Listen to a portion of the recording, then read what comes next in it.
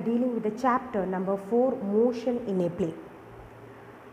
In the previous chapter, we learned about the motion of an object along a straight line, and we discussed about distance, displacement, speed, velocity, acceleration, which help us to describe the motion of an object. In this chapter, we are dealing with motion in a plane, that means two-dimensional motion. Okay. First of all, we can study what are scalars and vector.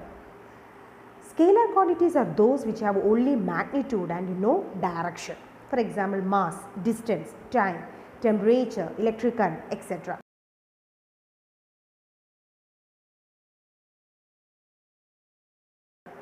A scalar quantity is specified completely by a number called magnitude along with the proper unit. For example, distance is equal to 3 meter. That means 3 represents the magnitude and meter represents its unit.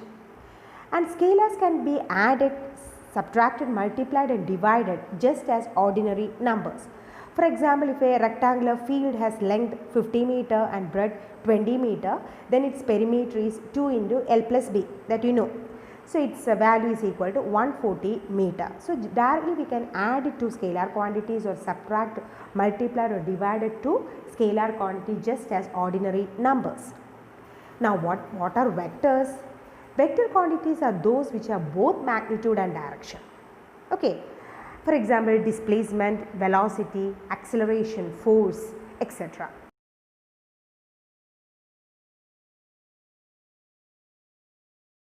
A vector is specified by giving its magnitude by a number and it has a definite direction.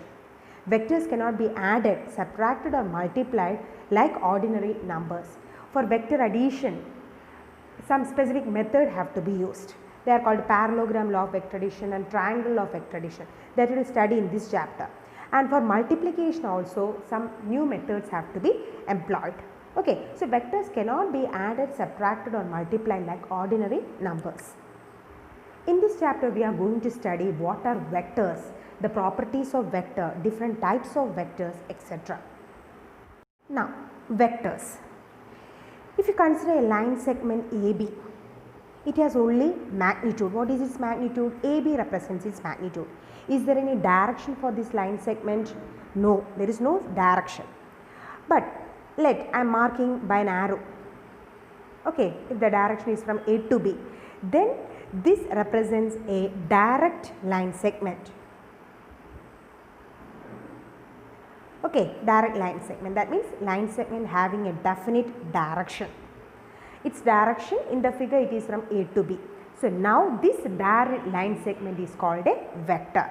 So precisely stating a vector is a direct line segment.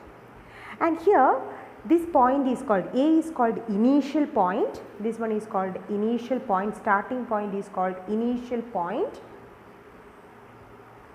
and this point is called a terminal point. So this direct line segment is called a vector, and A is called initial point and B represents the terminal point. Now a vector is usually represented by, let this vector AB is represented by AB with an arrow at the top. Okay, so this represents that AB is a vector. Arrow at the top represents that it is a vector. An arrowhead is marked over the vector and it is represented by vector AB. If this vector AB is represented like this point is initial point and this is called the tail of the vector. And this is called, arrow is called the head of the vector. So any vector is represented by a letter along with an arrow at the top.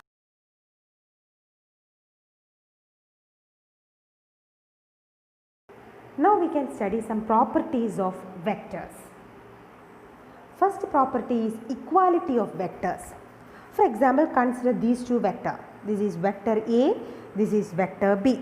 This is the tail of vector A and head. This is the tail of vector B and this one is the head.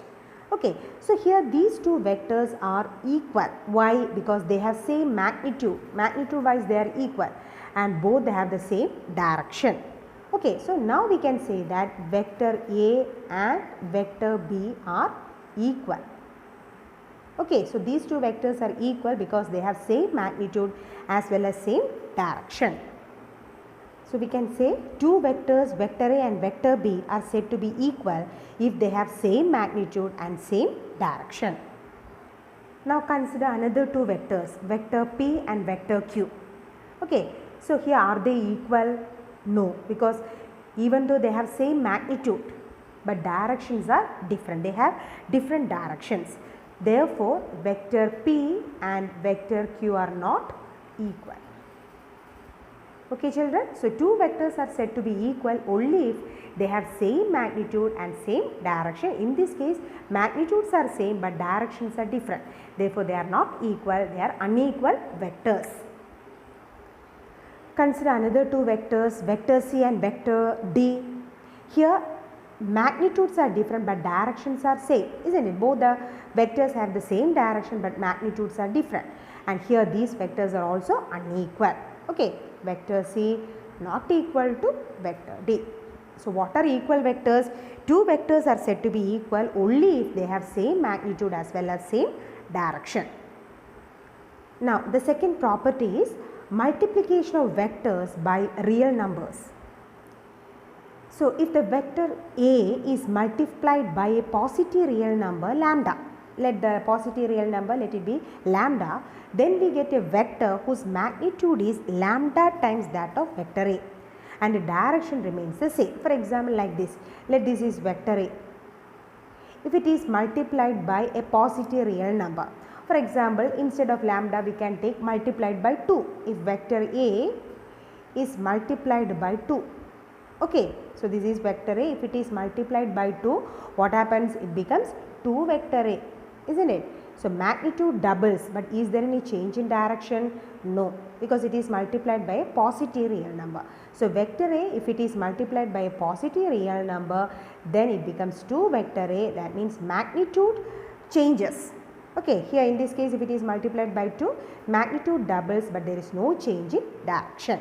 Okay, so generally we can write, if vector A, if it is multiplied by a positive number lambda, then it is lambda vector A. So magnitude changes but direction remains same. Then second one is, if a vector A is multiplied by a negative real number, then the direction is opposite to that of vector A. For example, if vector A, this is vector A, if it is multiplied by negative real number, for example minus 2. If it is multiplied by a negative real number, for example minus 2, then what is the value? It is minus 2 vector A. That means magnitude changes, similarly direction becomes negative, opposite direction. So let this is vector A. What happens to magnitude? Magnitude doubles but direction is opposite. Direction is opposite to that of vector A, because vector A is towards right, here minus 2 vector A, no? So magnitude doubles as well as direction also reverse. So this is actually, this is minus 2 vector A. This is minus 2 vector A. Okay children, so generally we can write, if vector A, if it is multiplied by a minus negative real number, then it becomes minus lambda vector A. This is a general thing. So any vector, if it is multiplied by negative real number, then the direction reverse. Direction becomes opposite to that of the original vector.